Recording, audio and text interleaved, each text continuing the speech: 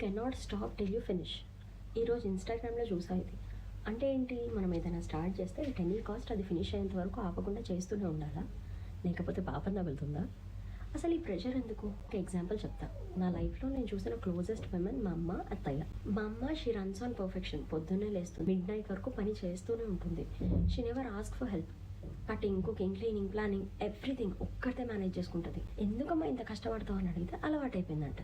మధ్యలో పడుకుంటుంది, బట్ అది కూడా ఎప్పుడు తెలుసా, తన బాడీ లిటరలీ నా వల్ల కాదు అని ఎగ్జాస్ట్ అయిపోయినప్పుడు. She keeps going going going. ఇప్పుడు ఆమె హెల్త్ స్టాప్ అని చెప్పేసింది. మేజర్ ఇష్యూస్ ఏం లేవు, కానీ తన పని తను చేసుకునేంత కంఫర్టబుల్గా కూడా లేదు. ఆన్ ది అదర్ హ్యాండ్ మా అత్తయ్య, షీ నోస్ బ్యాలెన్స్. ఆమె కూడా పని చేసుకుంటుంది, కానీ ఎప్పుడు ఎక్కడ ఆపాలో తనకి తెలుసు. చిన్న చిన్న changes, like she sits and cut vegetables.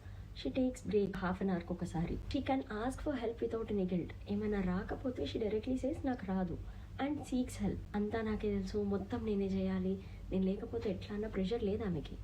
Most importantly she smiles always, no rush, chill ఉంటారు. ఇద్దరికి ఒక 10 years ఏజ్ గ్యాప్ ఉంటుంది, కానీ ఒకళ్ళు ఎగ్జాస్టెడ్, ఇంకొకరు పీస్ఫుల్. ఫిజికలీ కూడా మా అత్తయ్య is far better. Guess why? Your nervous system needs rest. మీ బాడీ మెషిన్ కాదు. పనులు లేట్ అయినా పర్లేదు, పర్ఫెక్ట్ అవ్వాల్సిన అవసరం లేదు, అందరినీ ఇంప్రెస్ చేయక్కర్లేదు. At the end of the day nobody will be 100% happy with us anyway. It's okay to slow down, it's okay to take rest, it's okay to do nothing for a while. ఎంత tired ఉంటే నాకు అంత value, అంత పని చేసినట్టు నేను అనే mind సెట్ని ఇక్కడి నుంచి తీసేయండి. పనులు ఫినిష్ అవ్వకపోయినా పర్లా, మీరు ఫినిష్ అవ్వకండి.